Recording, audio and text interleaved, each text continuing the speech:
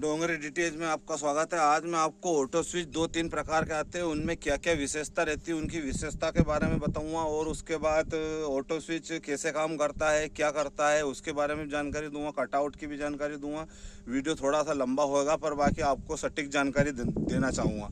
तो जैसे मान लो 2 तरह के ऑटो स्विच रहते हैं। एक ऑटो स्विच तो जैसे ये वाला जो है बड़ा वाला, और एक ऑटो स्विच जो छोटा आता है बिल्कुल, जिसमें 4-5 लाइट लगी रहती है, जिसमें वजन भी नहीं रहता है। इसमें वजन रहता है तो वजन इसमें ट्रांसफार्मर का रहता है। ये ट्रांसफार्मर से चलता है और वो बूस्ट पीएफ और बूस्ट पीएफ की वजह से चलता है। तो बूस्ट पीएफ ऐसा करता है कि 220 और 440 वाट की सप्लाई को लेकर 12 वाट की सप्लाई बनाता है, और इसमें ट्रांसफार्मर 12 वाट की सप्लाई बनाता है।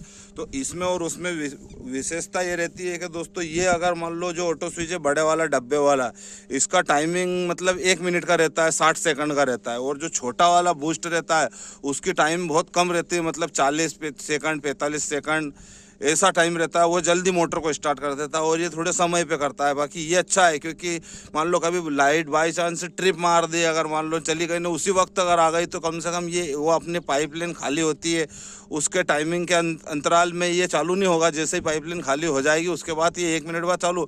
और वो जो छोटे वाला रहता है उसमें क्या है कि पाइपलाइन अपनी खाली नहीं होती, उसके पहले ही मोटर स्टार्ट हो जाती है, क्योंकि उसकी सेकंड जो है वो बहुत कम है, 40 सेकंड का है। हाँ, अब दूसरी बात, ऑटो स्विच में 3 पॉइंट रहते हैं। जैसे मान लो ये वाला पॉइंट है, इसको मैंने अगर ऊपर करा तो मोटर स्टार्ट हो गई और हाथ से बंद चालू नहीं होगी, क्योंकि ये ऑटोमेटिक बंद चालू कर रहा है। और अगर आपने ऑटो स्विच का पॉइंट बीच में कर दिया तो आपकी मोटर हाथ से बंद चालू हाथ से बंद चालू हो जाएगी। और उसके बाद एक विशेषता ये भी है, अगर आप मोटर को ऑटो स्विच पे चला रहे हो, जैसे मान लो ये स्टार्टर चल रहा है, अगर मान लो मैंने पहले वीडियो बनाया तो उस वीडियो में बताया था कि जो ये बीच वाला कटआउट निकाल देते तो स्टार्टर गिरता नहीं है। अब मान लो ये बीच वाले पॉइंट पे चल रहा है, अगर मान लो ऑटो कुछ गलती की वजह से कहीं वायर टूट गया या कुछ भी दिक्कत अगर आ गई तो आपको मोटर सेफ्टी में रहेगी। बीच में अगर चला रहे हो तो जैसे मैंने हमेशा बीच में चलाता हूँ, हाथ से बंद चालू करता हूँ, तो ये मैंने बीच में करके रखा है। अब ये बीच में करके रखा है, मैं इसको जैसे ही निकालूंगा तो आपका स्टार्टर गिर जाएगा, मतलब मोटर बंद हो जाएगी और आपकी मोटर सुरक्षित रहेगी। मान लो बीच वाला पॉइंट किसी कारण कोई वायर टूट गया, आगे कहीं जंपर उड़ गया, कुछ भी हो गया, तो ये ऑटो स्विच उसको संभाल लेगा।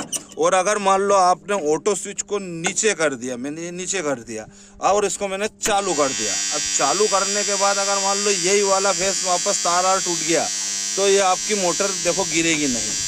क्यों नहीं गिरेगी? क्योंकि ऑटो स्विच के संपर्क में नहीं है। ऑटो स्विच जब अपन ने संपर्क निकाल लिया, ऑटो स्विच का कनेक्शन नीचे कर देते हो स्विच, तो ऑटो स्विच का वो जो रहता है कनेक्शन, वो इसको डायरेक्ट कॉइल को सप्लाई देता है। और अगर आपने इसका पॉइंट अगर आपने बीच में करके चला रहे हो तो आपकी मोटर बिल्कुल सुरक्षा में रहेगी और बिल्कुल व्यवस्थित चलेगी। और उसके बाद ये जो कटआउट रहता है, बीच वाला कटआउट, जैसे बीच वाला पॉइंट लाल वाला है, वहाँ से घूम कर ही आया और ये बीच में आया, तो ये जो कटआउट है इसको इतना हेवी बांध, देखो मैंने 2 वायर से बांध रखा है, कभी बाई चांस गलती से भी ना उड़े, ऐसा हेवी बांध के रखना है।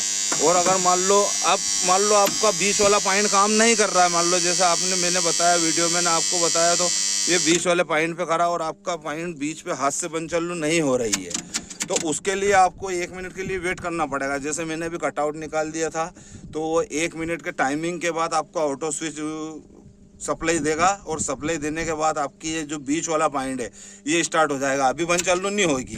क्यों नहीं होगी? क्योंकि ऑटो स्विच अब ऑटो स्विच के संपर्क में आ गया है आपका स्टार्टर मोटर। अब ये ऑटो स्विच लाइन चेक करेगा, पूरी कंप्लीट रहेगा, कंटिन्यू रहेगी। जब इसकी हरी लाइट होगी, जब ये आपका बीच वाला पॉइंट काम करेगा।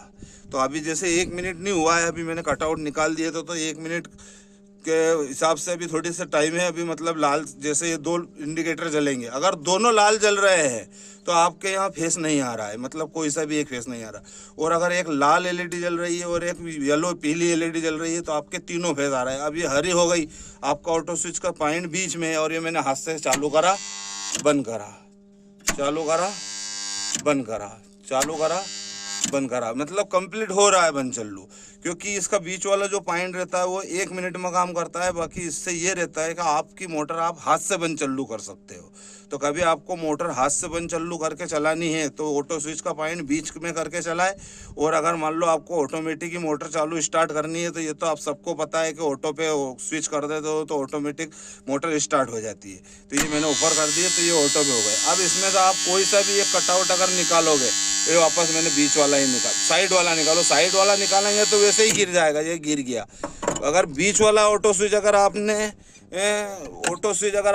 कटआउट फेस अगर किसी कारण उड़ गया तो ये गिरेगा नहीं, जैसे ये नहीं गिरा, मैंने ऑटो स्विच का पॉइंट नीचे कर दिया तो ये गिरा नहीं। और अगर मान लो साइड वाला कटआउट अगर उड़ेगा बीच वाले साइड नीचे से तो उड़ जाएगा। तो आइट साइड के 2 फेस रहते हैं, अगर नीचे स्विच कर देते हो तो ठीक है। दोस्तों वीडियो लंबा हो रहा है और अगर जानकारी अच्छी लगी हो तो लाइक करो, सब्सक्राइब करो, बेल आइकन को प्रेस करो ताकि जो भी वीडियो लेके आऊँ सबसे पहले आपके पास पहुँचे। जय श्री महाकाल।